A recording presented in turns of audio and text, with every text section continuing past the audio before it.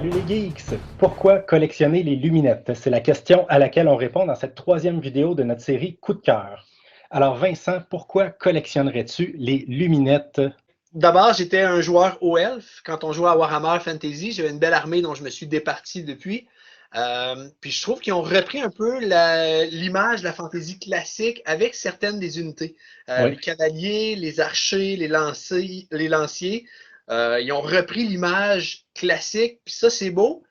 Mais en même temps, ils ont pris clairement un virage vers la high fantasy avec des modèles qui sont complètement éclatés, là.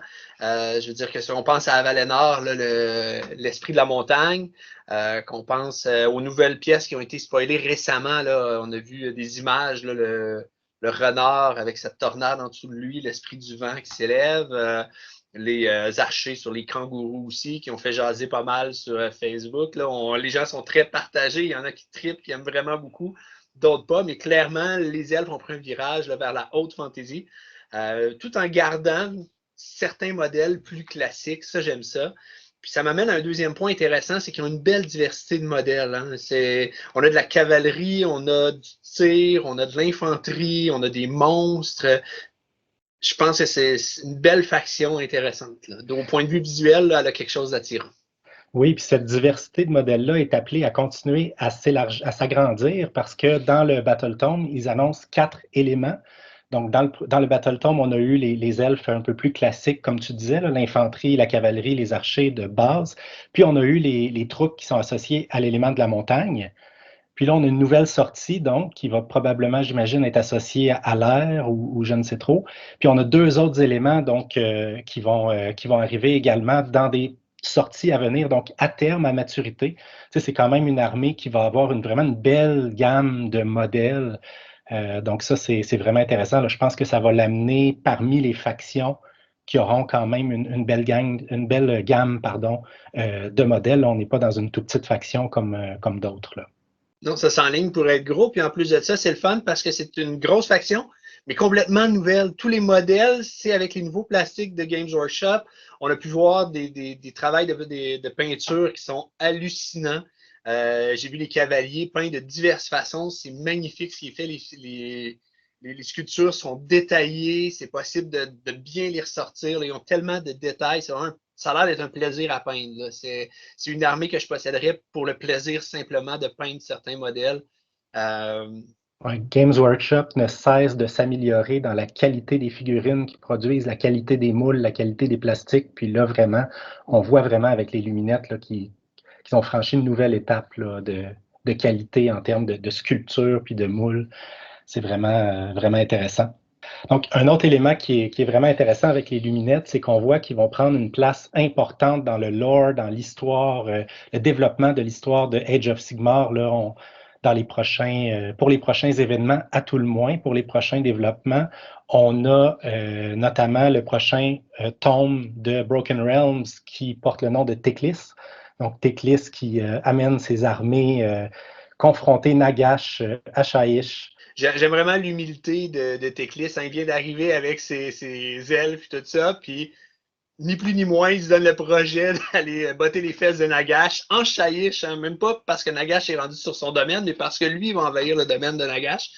J'ai hâte de voir ce que ça va donner. Personnellement, je sais pour qui je prends dans la bataille, mais bon.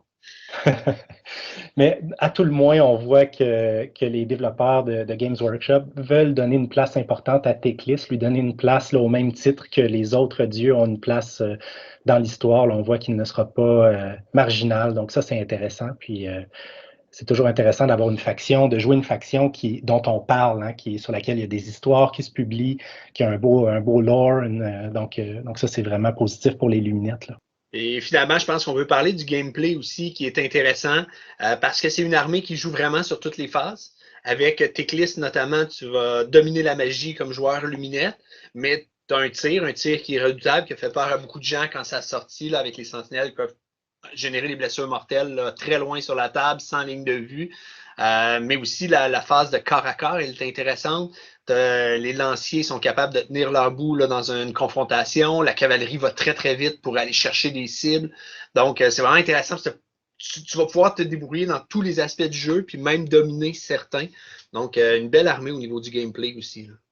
Assurément, puis avec les nouvelles sorties qui arrivent, on peut penser que le gameplay va évoluer, qu'il va y avoir différentes options de gameplay pour cette armée-là. Donc, ce ne sera pas une armée qui va être à une seule stratégie. On peut penser qu'il va y avoir différentes options pour les joueurs. Donc, ça, c'est toujours très intéressant.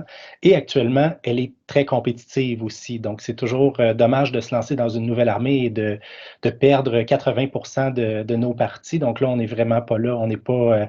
Ce ne sont pas des Beasts of Chaos ni des Sylvanettes. Là. Il y a un beau niveau de compétitivité avec cette armée-là.